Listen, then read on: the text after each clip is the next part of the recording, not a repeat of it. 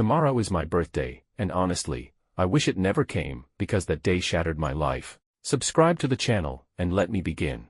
Tomorrow's my birthday. 40. I should care, I guess. But honestly, I don't feel much. Just tired. I got home from work around 7. Claire was in the kitchen, apron on, hair tied back, sleeves rolled. She was cutting something, peppers, maybe. There was music playing low from her phone, something upbeat. The whole room smelled like rosemary and lemon, warm and alive. "Hey babe," she said, smiling when I walked in. Not distracted. Not routine. Really smiling. "Hey," I muttered, rubbing my eyes, already half in another world. She crossed the kitchen, still holding the knife, and kissed me quickly on the cheek. "How was your day?" "Long," I said, tossing my bag onto the chair. "I swear the Anderson account is going to bury me alive. You want to sit for a bit? Dinner's almost done. I made that roasted chicken you like." I nodded, but I didn't really respond. I walked past her, kicked off my shoes, and climbed the stairs. In the shower, I stood with both hands braced against the tile, water pounding down. Work never seemed to leave me lately. It stuck to my skin, followed me home, filled my head. When I came back down, Claire had set the table. Candles, cloth napkins, that old bottle of wine we'd been saving for a special night. She was in a new top, simple but flattering. Lipstick on, the shade I once told her made her look dangerous in the best way.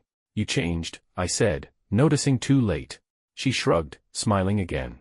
"Just felt like dressing up a bit."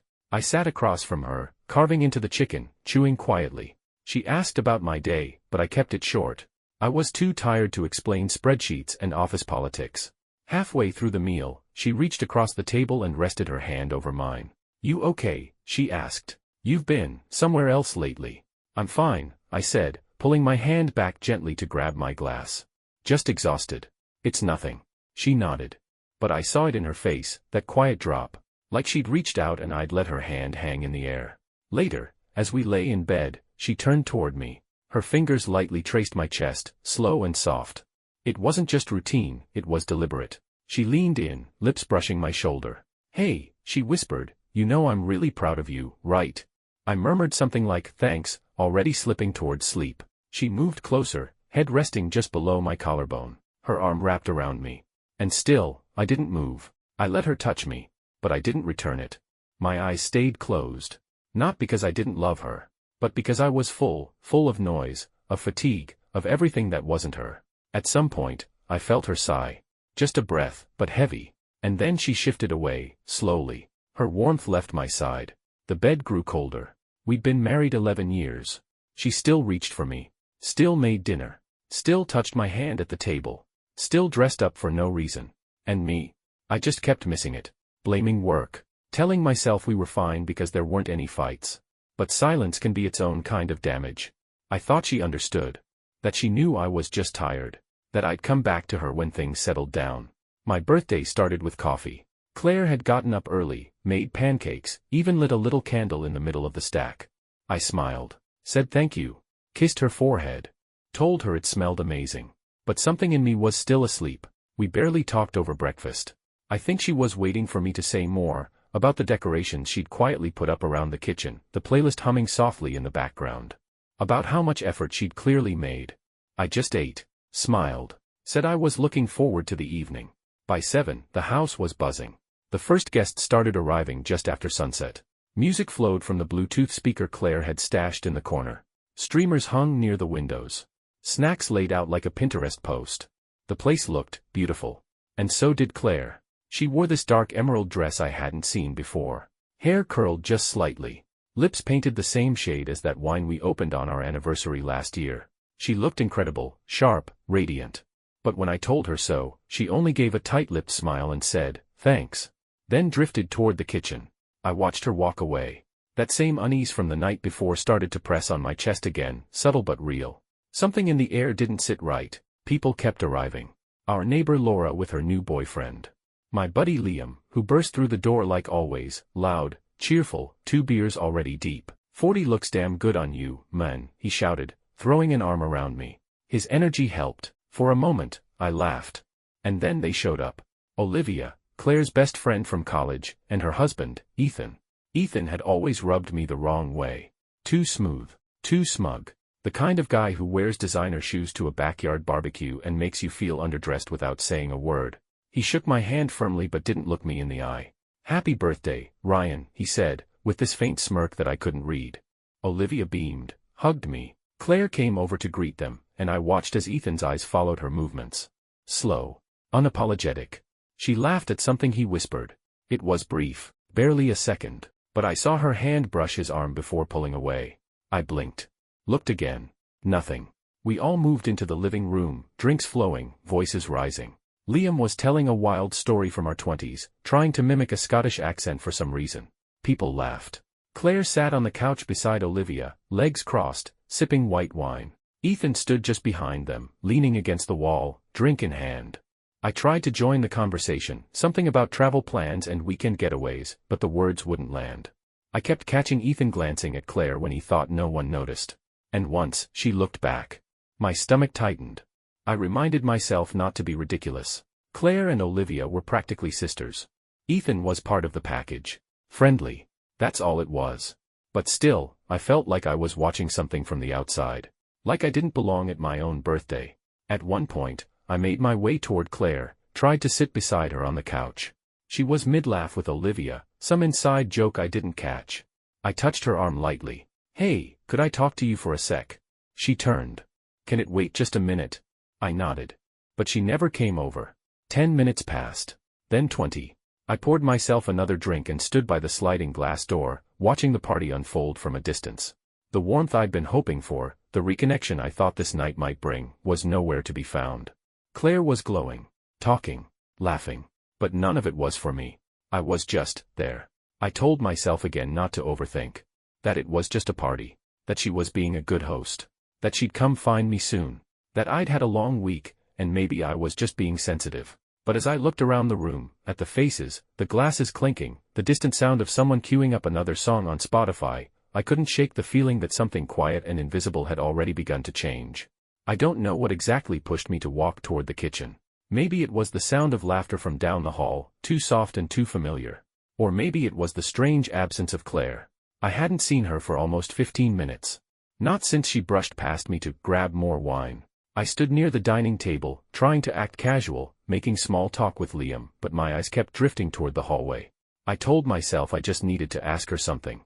About the drinks. About the guests. But the truth? I was looking for her. Needing something solid to hold onto in a night that felt like it kept slipping out from under me. The moment I stepped into the kitchen, the world tilted. There they were, Claire and Ethan. She sat on the counter, one hand resting on the edge of the granite, the other holding a half-full glass of white wine. Her legs were crossed at the knees, the dress rising just slightly up her thigh. And his hand was on her leg. Not casually. Not as a joke. Not in a way you could explain away later with a chuckle and a shrug. It was deliberate. His fingers rested just above her knee, slow and sure. Claire wasn't pulling away. She was watching him. Not smiling. Not resisting. Just there. The way her body leaned in toward him, the tilt of her head, the silence in the room, it all spoke louder than any scream ever could. Something in me froze. It was like I stepped into a movie scene, one where the audience already knows what's coming but the character doesn't. I was the character. And the moment had just arrived. "Hey," I said, my voice quieter than I expected. They both turned sharply. Ethan's hand dropped. Claire flinched, like a kid caught sneaking out. Her glass wobbled slightly as she set it down. "Ryan," she said quickly, I didn't let her finish. My eyes stayed locked on Ethan. "What the hell are you doing?" Ethan straightened, suddenly all composure and mock innocence. "Relax, man. It's not what it looked like. It looked like your hand was on my wife." Claire stepped forward, voice tight. "Ryan, please, don't do this here. Not now." "Do what, Claire?" I snapped, louder this time. "Call out what's been going on behind my back." Ethan gave a small, arrogant laugh. "Maybe it's time she told you the truth." Claire's face went pale. "No," she whispered. I took a step forward. My hands were shaking. "What truth?" The silence stretched long. Claire's eyes filled, lips parted like she was trying to find the right version of the story. And then she said it. Quiet, clear, cold. "I've been seeing them. Ethan. And Olivia. Together." It took a second to register. Like my brain couldn't quite decode the meaning. "What do you mean, together?" "I mean the three of us," she said, barely above a whisper. "We've been involved. Intimately. More than once. It started a few months ago. I stared at her. At Ethan. At the damn wine glass she was still holding. I didn't think. My fist moved before my brain did. The hit landed hard, square under Ethan's jaw. His head jerked back, and he stumbled into the pantry door, crashing against it with a loud thud. Glass shattered on the floor. Someone screamed, probably Olivia, who rushed in seconds later. "What the hell?" she shrieked, rushing to Ethan's side. Liam burst in behind her, eyes wide, trying to pull Olivia back. Claire stood frozen, tears brimming but not falling. "You ruined everything," Olivia hissed at Ethan. "You promised we'd keep it quiet." Ethan wiped blood from his lip, breathing hard. He deserved to know. The room pulsed with chaos. Voices overlapping. Accusations. Guilt. Shame. And me, standing dead center, birthday banner behind me like a joke. My party. My house. My marriage. All unraveling. The guests were gathering in the hallway now, hushed and horrified. Claire turned to me, finally letting the tears spill. "I didn't know how to tell you. I didn't want to hurt you. I felt invisible. I didn't answer. I couldn't. Everything inside me was static. The betrayal wasn't just physical. It was deeper. It was the fact that I'd missed the signs. That while I was coming home tired and distant, she had been reaching for something, someone else. And I had let her. I walked out. Past the guests. Past the drinks and the laughter that had long since died. Past the table still covered in uneaten food and flickering candles. I got into my car and drove. Nowhere in particular. Just away. I should have kept driving. I should have put the highway behind me, turned the music up, let the night swallow me whole. But instead, I circled the block twice, heart hammering like a war drum in my chest, hands gripping the steering wheel so tight my knuckles went pale. My head was spinning. My vision blurred. I couldn't feel my body. Just heat. Just rage. I parked down the street. Got out. Walked back toward the house. Every step felt heavier than the last. The party was still alive, barely. A low buzz of confused voices, hushed movement. Through the front window, I saw Liam near the kitchen, trying to contain the aftermath. Olivia pacing, phone in hand. Ethan, sitting on a stool with a paper towel pressed to his face, still bleeding. And Claire, she was gone from view. I pushed open the door. Everything stopped. Conversations died mid-sentence. Heads turned. Olivia's mouth opened like she was about to say something, but I walked right past her. Straight to Claire. She was sitting at the dining table, staring at nothing. When she saw me, her whole body stiffened. I didn't yell. I didn't need to. The quiet in the room did it for me. "Why him?" I asked. My voice was low. Controlled. Too calm. Claire opened her mouth, but no words came out. "Why the hell would you let him touch you? Him of all people." "I didn't plan it," she whispered. "It just happened." That's what people say when they back into someone's car. Not when they sleep with them. Ethan stood up slowly behind me. "Back off," he said. "You already hit me once." I turned. "And you're lucky I stopped at one." "Let's not make this worse," Liam said from the doorway. I ignored him. "Tell me how long it's been going on," I said, eyes fixed on Claire. She hesitated. Just long enough for me to feel the answer before she said it. 3 months. I swallowed hard. "How many times?" She looked away. "That many," I muttered. "I'm sorry," she said, finally looking at me. "I know that means nothing. But I am. Are you sorry it happened? Or sorry I found out?" She didn't respond. Ethan exhaled loudly behind me, like he was tired of playing nice. "You want the truth? Here it is. She needed something you stopped giving a long time ago." "Ethan, shut up," Olivia hissed. But he wasn't done. "You're never around. You come home dead inside. You haven't seen her in months, Ryan. You've been there physically, sure, but emotionally. She's been alone. You don't know anything about our marriage," I growled. "I know enough to know she deserves more than being invisible," he shot back. "She wasn't sneaking around to hurt you. She was trying to feel alive again." I saw red. I lunged at him, and Liam barely managed to catch me. Chairs toppled. Glass shattered. Claire screamed. "Stop," she cried, stepping between us. "Please, just stop." Breathing hard, I backed away. Hands shaking. Heart pounding. Claire wiped her eyes, took a breath, and said it all. "It wasn't just about sex." "Not really. Olivia and we were close in college. Closer than I ever told you." I buried it. I thought it was just a phase, but, when we reconnected, it came back. Stronger. I stared at her, stunned. My voice dropped. "So, it wasn't just Ethan." She shook her head slowly. "It started with Olivia. Then she brought Ethan into it. Said it would be safe, that no one would get hurt."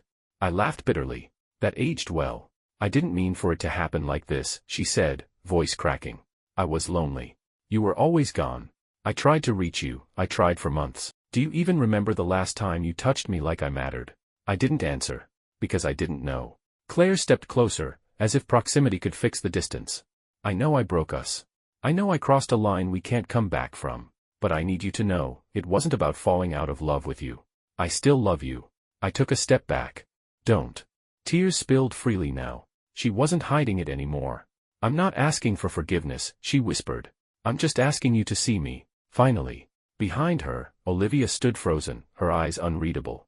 Ethan sat down again, suddenly quiet, like the weight of it had finally hit him. And me? I turned. Walked out the door. No one stopped me this time. I drove through the night without a destination.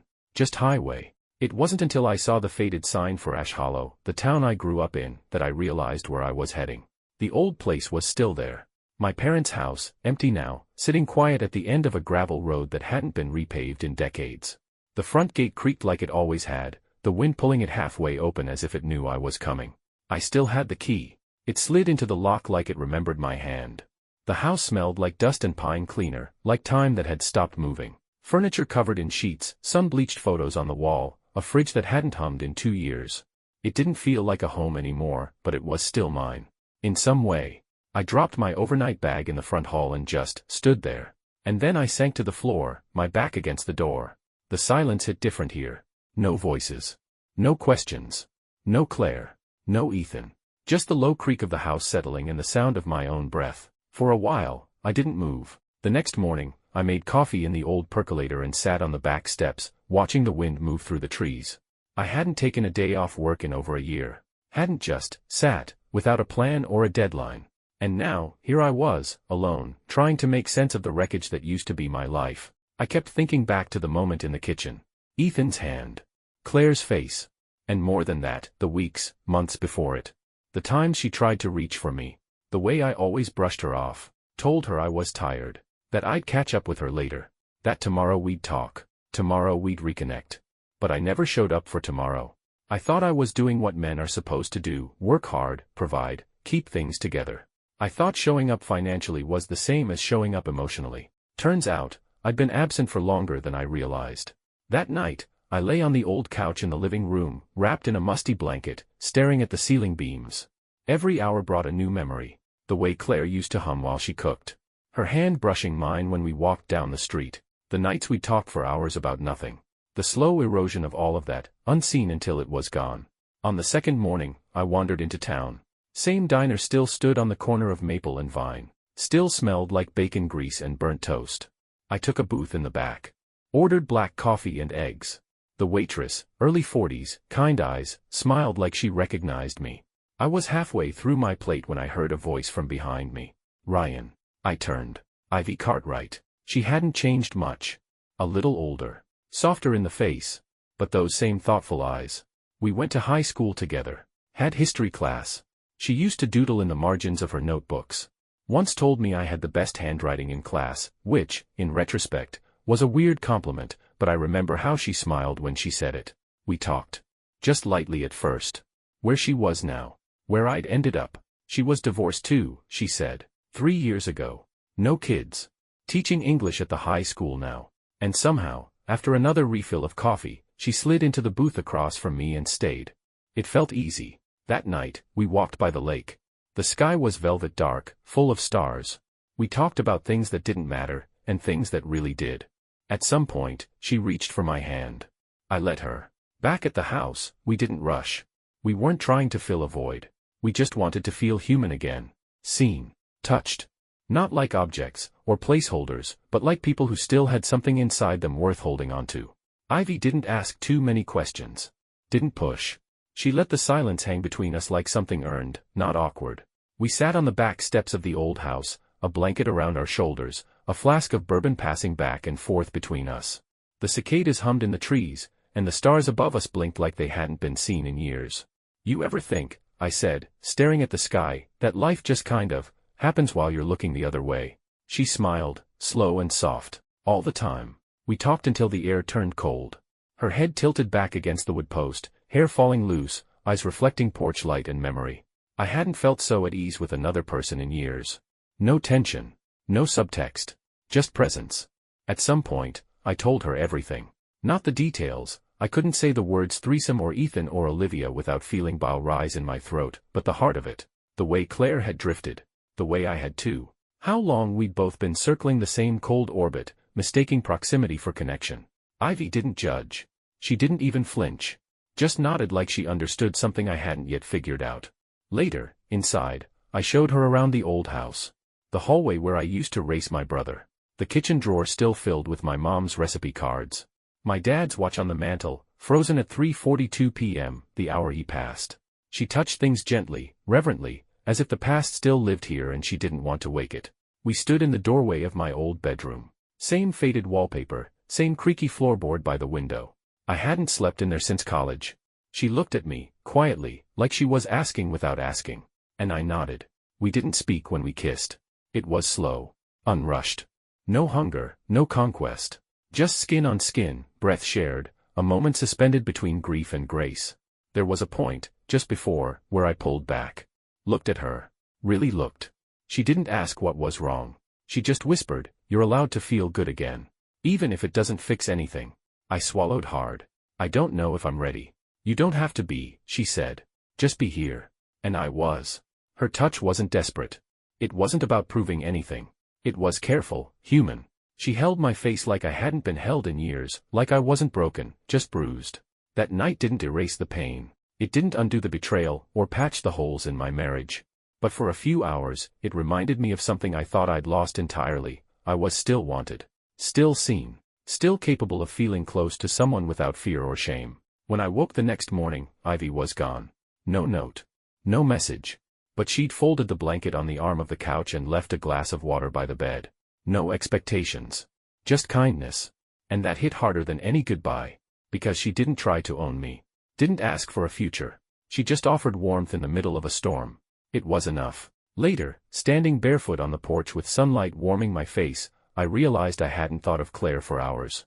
Not in a cold, vengeful way. But in a calm, detached one. Like something inside me had been reset. And right then, like some cruel twist of timing, I heard tires on gravel. Her car pulled up slow, like even it wasn't sure it belonged here. And there she was. Claire. Hair pulled back. No makeup. Face pale. She stepped out, closed the door gently. We stood there, staring at each other across the distance. I didn't move. And neither did she. She stood at the edge of the porch like it belonged to someone else. I didn't say anything at first. Just watched her take in the house, the trees, the way the afternoon sun painted the front steps in gold. Her arms stayed crossed. She looked smaller than usual. Tired. Finally, she spoke. "I didn't know if you'd be here." I nodded. Didn't know if I would be either. She stepped up slowly. I didn't stop her. We sat on the porch, 2 feet of silence between us. She stared out at the gravel road like she was waiting for the right words to arrive from somewhere far off. "I used to love this place," she said. "The way you talked about it. Your mom's garden, that big tree you climbed until you were 12. I said nothing. She let out a long breath. "I didn't come here to explain away what I did. There's no excuse for it. But I think you deserve to know the why." I turned toward her then, just slightly. Enough to let her keep going. "You were always good at being strong," she said. "Holding everything together. Keeping the bills paid, the roof solid, the schedule tight. But after a while, I started to feel like a roommate you managed, not a partner you loved." Her voice cracked at the edges. She didn't try to hide it. "I know I should have said something. I did, sometimes. But you were always so tired. And I didn't want to be another weight on your back." I clenched my jaw. "You remember that night I wore the red dress?" she asked. "Your birthday 2 years ago. I spent hours cooking. Even bought those stupid candles you liked that smelled like pine trees. You came home late, said the meeting ran over. You didn't even see the dress. Just went straight to the couch." I did remember. Vaguely. Like a bad recording half erased by static. "I wanted to shake you," she whispered. "Not out of anger. Just to remind you I was still there." I stared down at my hands. They looked older than I remembered. Thicker. Tired. "I didn't set out to cheat," she continued. "Olivia and we reconnected a while back. At first it was just long talks. Catching up. She made me feel like I wasn't invisible. And then, one night, she kissed me. And I let her. I flinched, but didn't interrupt. She understood me in a way I hadn't felt in years. Not because you weren't capable of it, but because we'd stopped seeing each other. And then Ethan came in, and she trailed off. It felt like less of a betrayal if I wasn't the only one doing something wrong, she said, voice flat. That part gutted me. She looked over at me now, eyes full of quiet ruin. I know what you're thinking. That I didn't love you. That I stopped. But I didn't. I loved you through it. That's the worst part. I loved you, and still found myself lying. I finally spoke. You could have told me. I tried, she said. 100 times. You just weren't there. I nodded slowly. Not in agreement. Just understanding. We sat like that for a long time. The wind picked up. The trees whispered. Somewhere down the road, a dog barked. Ivy reminded me of something, I said. That feeling of being seen. Without tension. Without history. Claire blinked. Her eyes shimmered. I miss that, she whispered. I miss being able to look at you and not feel shame. I miss reaching for you and not feeling like I'm trying to wake someone who doesn't want to be woken. We were quiet again. You think we're past saving, she asked. I didn't answer right away. I think we're past pretending, I said. She gave the faintest smile. That's something. Is it? I don't know, she admitted. But it's honest. And I think that's the first real thing we've said to each other in years. We sat until the sky turned pink. She didn't ask to stay. I didn't ask her to leave. We just existed, side by side, in the wreckage of what we used to be. Not rebuilding. Not forgiving. Just finally seeing each other. When I pulled into the driveway, Claire was already home. The porch light was on. Her car parked straight, like always. The blinds in the kitchen window were half drawn, and for a moment, I just sat in the car, staring at the silhouette of her moving inside. It didn't feel like coming home. Not yet. But it didn't feel like walking into someone else's life either. When I stepped inside, the air smelled faintly of something familiar, coffee and citrus cleaner. The kind of scent that made the house feel lived in, even though part of me still felt like a ghost drifting through it. Claire looked up from the sink when she heard the door. Her eyes met mine. No tears. No apology. Just a silent question, are you still here? I nodded once. She didn't say anything, just placed a mug on the counter, mine. No milk. No sugar. Just black, the way I like it. Then she walked out of the room and let me breathe. That night, we slept in the same bed. Not touching. Not talking. Just sleeping. Side by side. Like two people on the same boat, drifting back from a storm, still not sure if they want to reach the shore. The days passed like that. Soft. Careful. Quiet. She made dinner. I took out the trash. She'd brush against me in the hallway and pause for a second longer than necessary. I'd catch her looking at me when she thought I wasn't paying attention. We started talking more. Not about what happened, at least not yet. But about ordinary things. The yard. Groceries.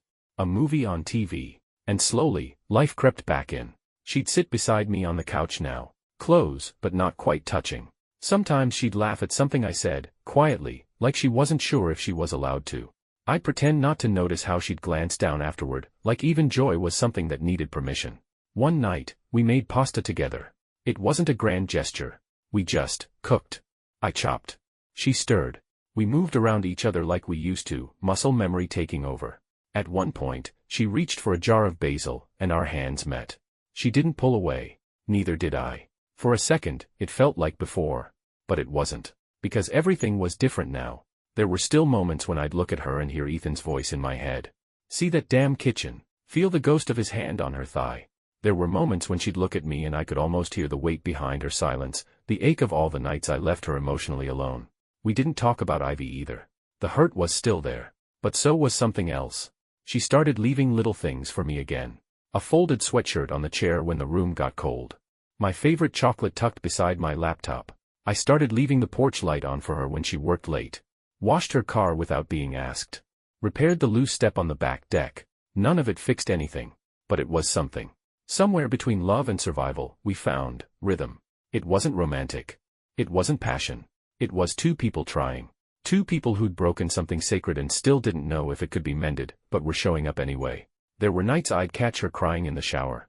I'd lie in bed, listening to the water run too long, and know she was sitting on the tile floor, holding herself together. There were nights I'd sit in the driveway after work, gripping the steering wheel, unsure whether to go inside or just keep driving. But we stayed. Not because we had to. But because neither of us could bring ourselves to give up completely. There were no declarations. No tearful reconciliations. Just small moments where we touched fingertips under the dinner table, or met each other's eyes and held them for 1 second longer than we used to. A new kind of quiet lived between us now. Not the cold silence of neglect, but the fragile hush of two people relearning how to share a space without stepping on wounds. We were still broken, still scared, but somehow, in the stillness, we were also still us. Not what we were, not yet what we might become, but something in between. There's a moment, right before dawn, when the world holds its breath. No birdsong, no cars, just stillness. Like the day hasn't made up its mind whether to begin or not. That's how our mornings feel now. We wake early. Not because we have to. Just because sleep doesn't cling to us the way it used to. We lie there for a while, me on my side, her on hers. Sometimes our feet touch beneath the covers. Sometimes they don't. Sometimes I find her watching me in the dim light, like she's trying to remember something. Or maybe trying to forget. She doesn't say, "I love you" anymore when I leave for work. I don't either. But we say, "Drive safe." And, "Text me when you get there." And, "Don't forget your lunch." It sounds small. But now I understand how much love lives in the small things. Claire laughs more now, but it's different. Less bright. Softer. Like a candle that's been relit after going out. There's a sadness in her eyes she doesn't hide anymore. And I don't pretend not to see it. We talk more. We listen better. We don't interrupt. We don't fill the silence with noise. We've learned the hard way that silence has its own kind of truth. Sometimes, we even touch. A hand on a shoulder. A palm resting briefly on a knee. But it's cautious, like we're asking permission from each other's wounds. We're careful now. Not because we're afraid to break again, but because we know we can.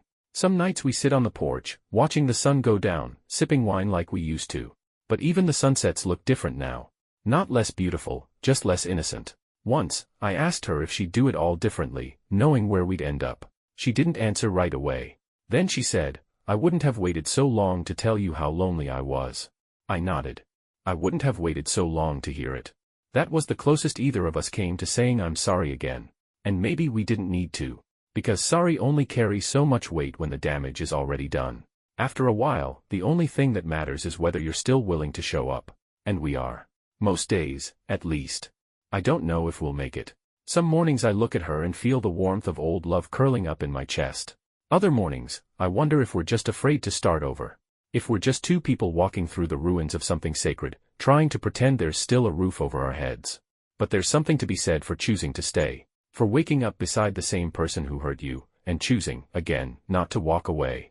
There's a strange kind of love in that. Not the kind that burns hot and fast. But the kind that survives the burn. We're not what we were. We'll never be that again. The trust we had, once whole, once effortless, is now something we build in pieces. Brick by brick. Day by day. Sometimes it feels solid. Other times, one wrong word and the whole thing shakes. But we're building. And I guess that's something. We laugh sometimes, late at night, about nothing at all. And in those moments, I almost believe we're okay. I almost forget what we've been through. But even then, there's a shadow in the room with us. Quiet. Permanent. I think that's what healing really is. Not forgetting, but learning how to keep walking, even with the weight of what you remember. We'll never be the same. But maybe that's not the point. Maybe the point is that we know that now. That we carry it honestly. That we stop pretending everything's fine, and just start living with the cracks visible. Not fixed. But real. And maybe that's enough.